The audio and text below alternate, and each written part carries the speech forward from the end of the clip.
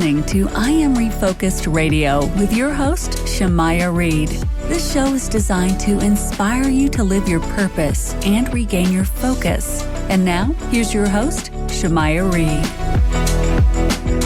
Hey, welcome to I Am Refocused Radio. We are here once again today. Just like any other show, we have another episode for y'all. We have a special guest, a returning guest who's been on with us back in July of this year, James Norkawich. He was on here previously talking about his album Lighthouse. Since then, he's been doing some pretty amazing things. Is nominated for a Grammy for a project, and congrats to him for that. We have a lot of stuff to unpack here. He's even have some products that you can get on Kindle too. So in addition to that, we're getting ready for a release in October 29th of a new Christmas album as part of a series. So first and foremost, we're going to learn about that and say, James, welcome back. How you doing? Hey man, how you doing? Thanks for having me back. Yeah, man. So kind of unpack a little bit of some of the updates since last time we talked. I heard that your Lighthouse album was doing very well. And not just that, but you had a Christmas album last year also that's doing well in preparation for another additional part of your series coming out October 29th. So kind of catch up the audience. What's been going on since last time we talked? Well, as you know, last time we talked, Lighthouse was kind of my pet project, something I always wanted to do.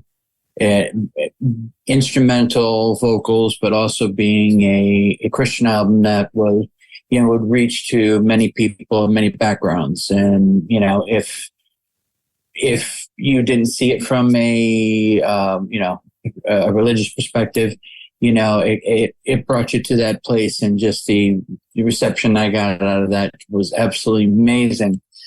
And, very, very thankful for that. And, as of a couple of weeks ago, I just heard that I've got 2 nominations in the Grammys.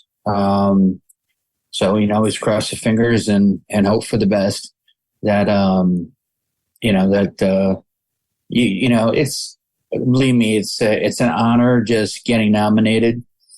I can't imagine what it'd be like to win, but, that's, you don't do it to go for the major accolades. You do it for your craft. You do it for people that want to listen to you and take the time out, and, worldwide, in the States, and people that get your vibe and are vibing off what you're doing. Now with Christmas Magic, which is coming out on October 29th, this is really exciting because last October 29th, I put my very first Christmas album ever. Yes, I'm a kid at heart. I love Christmas. Not gonna lie, and had to put the classics, but I really had to do them like nobody's ever done them before. And then, when that came out, the reception was overwhelming. Not only here in the States, but in the UK, Australia, Sweden. I mean, just you go from 5 followers to over 300, 400,000 and no time at all.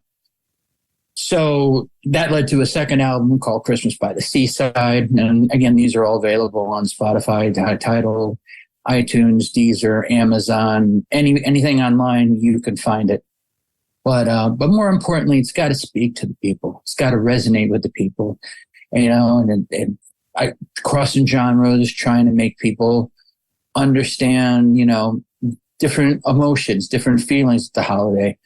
Some people, when you lose someone, you're going to feel different than someone who hasn't. So you want to tap into that and be able to be there in so many different ways. So that being said, the first nomination ever for a Connecticut Christmas, and then subsequent to that, released Christmas by the Seaside.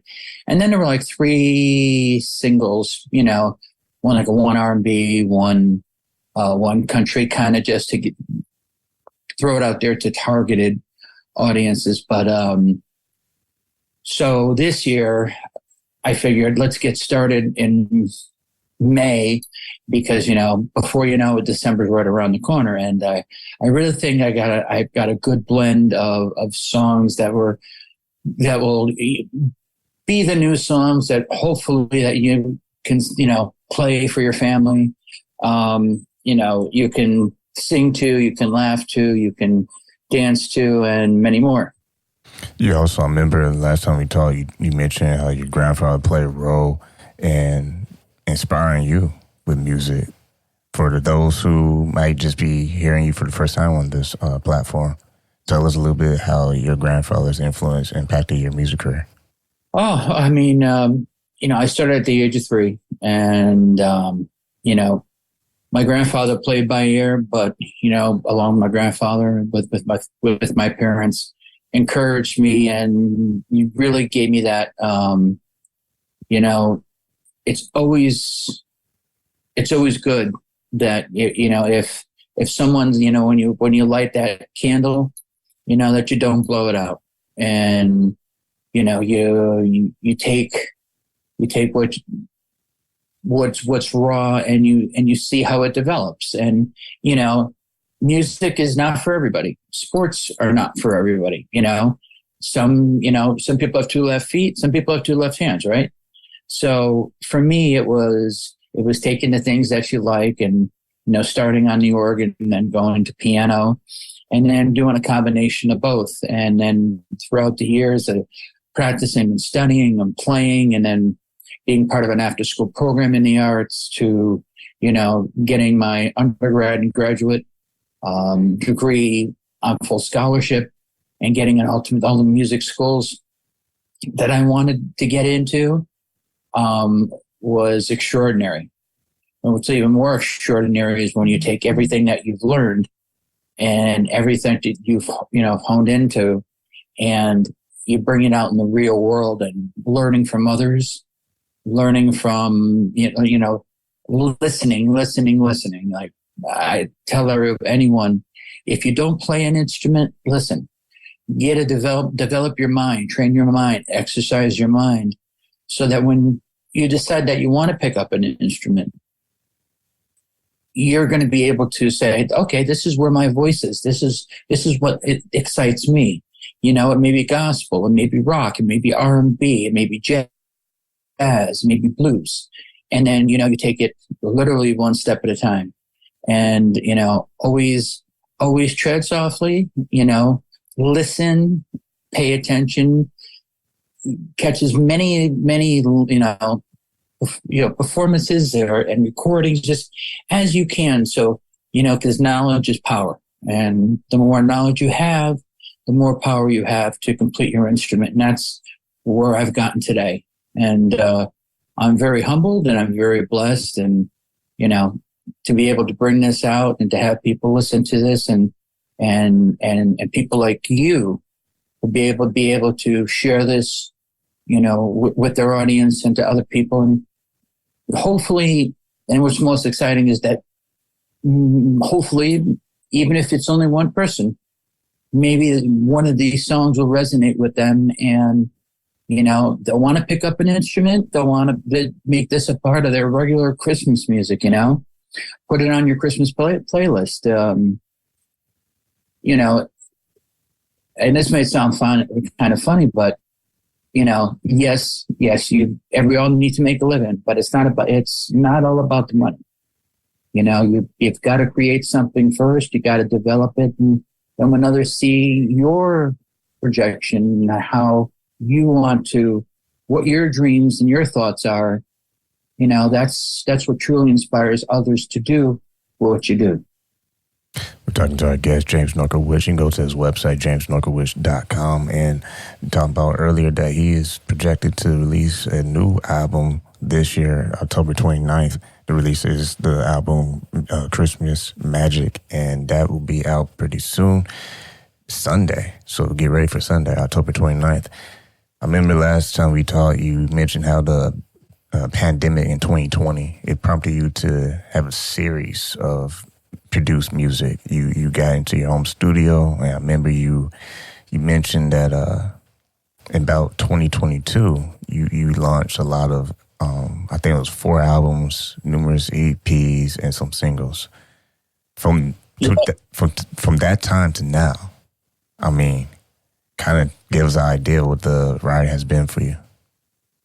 It's kind of sobering. During the pandemic, everybody, we didn't know what was going on. And, so it kind of more or less forced, not that it forced me, but it's a motivating factor when you have to sit with your thoughts and ideas. I don't know if a lot of your listeners might do this, but to sit down as part of your day and just journalize your day and see the good, the bad, and the ugly, and everything else that went on, right? And then you go back a year later and you see, hey, this went on. I had this day. I don't remember this day. I don't want to remember this other day. And for me, it was doing that through music. So I put a lot of things on the back burner. I had music that things were completely produced, but I didn't have any concept in terms of words or lyrics, and it just the whole dichotomy of the whole project. There was nothing there, and as we started to become. Well, I felt it was something like almost like being liberated. We came out of the pandemic, and we started coming back to what is quote unquote real life. You start to revisit everything that you record, and those ideas, those emotions, those taking things in news, taking things around you. It all just made sense. And so when 2022 came along, of course, probably the first thing ever, the whole crisis in Ukraine was going on. I put a video together, and I was going to put something together that was strictly instrumental. But I didn't have any, I wasn't feeling, nothing was vibing. So I just played a song by Leonard Cohen's Hallelujah. And I just said, this is absolutely perfect. Posted it on Twitter. And kind of the funny backstory of the whole thing is I joined Twitter the week before. I don't know why. So I posted it on there, and one of the number one selling classical female classical crossover vocalists by the name of Ellen Williams said, could I be on this track? 12 hours later, here's a version of me on piano, her on vocals, and it's just absolutely amazing. And then from there, it was everything that I had. I just needed to shout, get everything out, see what I could get out, and see what people would, be receptive by. Now it's just amazing, because now I can Google myself and see the whole body of work that I've done, but it didn't happen overnight. It happened over a course of 15, 20 years, but technology's changed, everything's changed, and now we can do more, and we don't need the big labels. We can be independent labels and do this and do that and have our say and create things to share to the world. And I think that's what it's all about. Music is what we need to share. It's the soundtrack of our lives, and everybody has a soundtrack, and we need to be part of everybody's soundtrack. You mentioned earlier also that you are not just making music. You have 2 projects on Kindle, short stories. Tell us a little bit about that and what it's like to be now a published author. It's something that I wanted to do. And even though a short story can inspire an idea for someone, because there are people who are just drawn to books. I myself am not an avid reader. There's nothing wrong with that, though. When I take my ideas down, my ideas usually manifest into something that is music related, or, in terms of lyrics, or, for a song, or whatever, would be it. So with this was taking something that I could develop into a story, a concept. My hopes that, people can enjoy, 2 stories on there. One, is like a story that's based in based in a Christmas in Connecticut kind of theme. But it's a story of love and tragedy and how people get over this adversity. And the other one, Love on the Rocks, kind of inspired by the Neil Diamond song, takes place in, Massachusetts in the water and kind of ties in with the lighthouse. So it's kind of my music and my albums also come to print and to word. So it's another form of self-expression that I hope people engage in. They can just go on Amazon and, type in James A. Norkawich and be able to, put that on their Kindle, their tablet and take a short read. And I've only got 2, but there's many, many more that I promise, everyone that is going to be down the pike. When you look at the opportunities you have, you've been able to be on shows, but this is not something that you're new to because you also had a piece of history in radio. That's true. Being 27 years, in radio, we're in New York and Pennsylvania, Connecticut, New Jersey. Am I leaving anybody out? No, I think that's about it. What's great about radio, I think it's a blend of both forms of media and communication. Of course, I love to talk and I love to convey my thoughts that way. And I think, communication, especially in 2023, is important. And, through music and through, radio, it's great because you educate your listeners through the music that you love and the music that they love. And every song tells a story, and those stories sometimes need to be translated because they have multiple meanings. And what was the real story behind the song is not what the actual song conveys. So I guess it's all in how you interpret music, how you interpret anything. And I haven't been behind the mic in a short while, but hope to get back behind there soon because it's truly liberating when people are listening to your every word and what you have to say, and you develop a relationship with them. And same thing with music, and the same thing with literature, and worldwide. And I know you probably agree with me with this too, is that when you're able to interact with people and you're able to talk with people, and just find out what makes them happy, what makes them sad, what makes them tick, you get a better understanding of what your place is in this whole thing called life. Once again, you can visit James' website, jamesnorkawich.com. And I always joke with people on the show in the green room. Obviously, I always say it on the interview, but I'll say it here for the audience. And that is, you can tell when the interview is real good because, the 25 plus minutes feels like it was 3 minutes.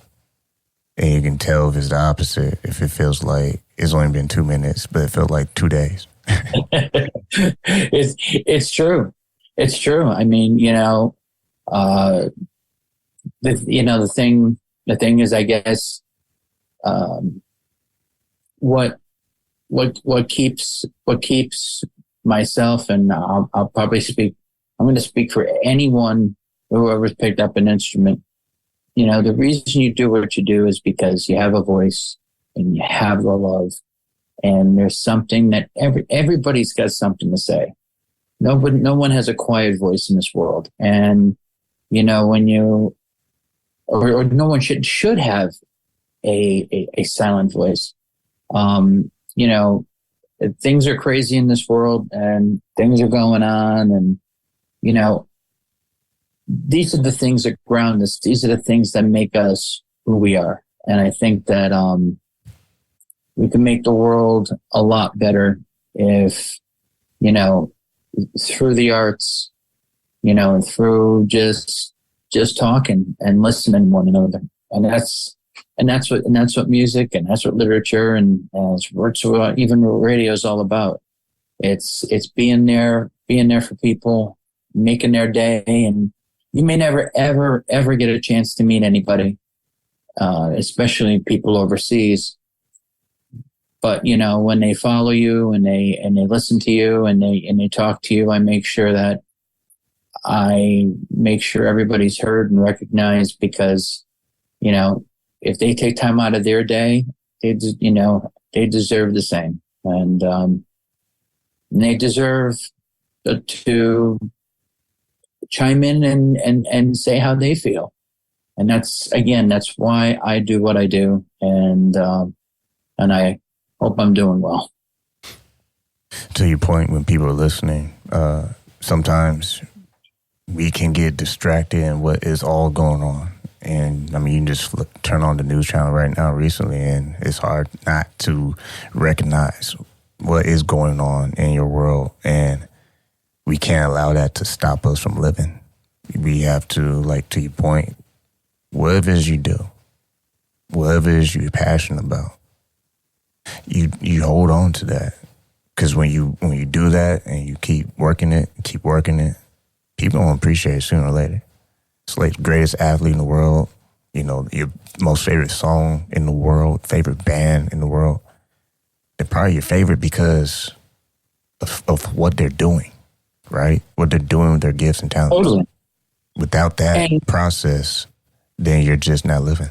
And, just very quickly to your point is that, we live in a negative world, and we live in a world where, we're living in uncertain times, and, everybody can be positive in a world that's, uncertain. And nobody's happy, and we maybe can't have the quick solution to fix things. But when we come together and unite, and, it's amazing, because you could take 100 people, and everybody could have a different, come from a different place in life, a different financial, background, whatever the case, right? The thing is that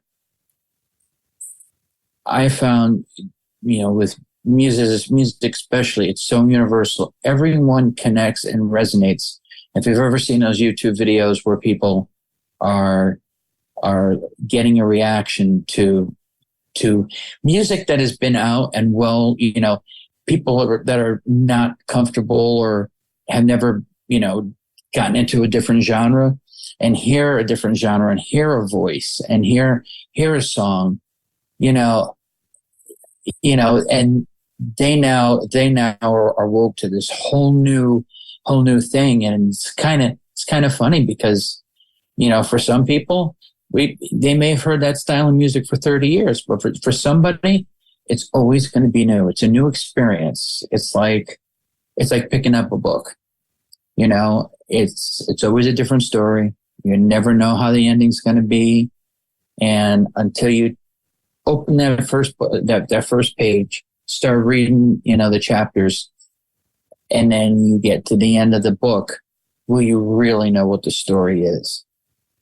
And, that's, we're music, literature just can heal with everything that we're going through now. And nobody's alone, and you shouldn't feel alone in this. And especially during the holidays, it's a tough time for some. I know, for me and my family, we've had losses in my family in the last couple of years, and it's the memories, and through music, and just through just through life, that bring you back and reground you and bring you back to a spot where you're like, this is who I am. And don't let don't let the negativity in the world define you. was to, kind of trudge on forward and use these tools that, everyone has put out there in the world to make your life and the world a better place. And with that said, talking to our guest, James Norkawich, you can go to his website, jamesnorkawich.com. Mention one more time before we wrap up is you have a project coming out Sunday, October 29th. It is a Christmas project. Christmas Magic is the title. Tell us a little bit sneak preview. It's going to be Christmas time soon anyway. Once Thanksgiving hits, just give it a couple more hours and they'll be playing Christmas music. What can people expect when they listen to your songs? First off, they're actually playing Christmas music now on some satellite stations, but the direction I wanted to go in this is taking the feeling, there's without giving everything away. I've got a little Motown infusion, a little jazz infusion in there, a little big band, a little pop from 2000s, 2010. And the goal is to reach some, more of the younger demographics, the 18 to 35 year olds. And to also rekindle the classics, like O Come All You Faithful and Silent Night, and do them in a pop, hip hop way that has never been done before. I'm literally, as we speak, and in this interview, finalizing the mix of what's going on there. So this may be a 2-part set, but I think the uniqueness of this album, and the feeling and my style, and to sum it up, we all know, and we all have our classic Christmas favorites. I think these are done so well and so uniquely done in a way and written. It's going to shed a new light and hopefully bring some styles back and some new styles to the forefront. Awesome, man. Once again, been listening to our guest today and me talking to our guest today, James Norkawich. Make sure you get his album. Make sure you get his stories. He has 2 stories on Kindle. Real quick, drop the titles for those real fast. Yes, actually, one is called. It's kind of funny. Didn't have that pair. One is called Love on the Rocks, and again, that was the whole kind of like lighthouse themed title. And then the other one's called A Melody of Love, and it takes place in a fictional town in Connecticut. It's called a Crestwood Christmas Story, a musical journey of love, loss, and legacy. And people can visit. Go ahead. And if you subscribe to Kindle, I think they're free for subscribers. If not, you get a free shot and you get a free inception to kind of something new that I've never done before, and I really hope people enjoy it. And once again, if you want to connect with James, you can go right to his website, jamesnorkawich.com. When someone wants to book you for anything music related, and if you're accepting any booking, what's the best way they can be in touch? Best way is email, and best way is just go through the website, and it's james.norkawich@gmail.com. Once again, James, I want to say thank you for your time. Thank you very much.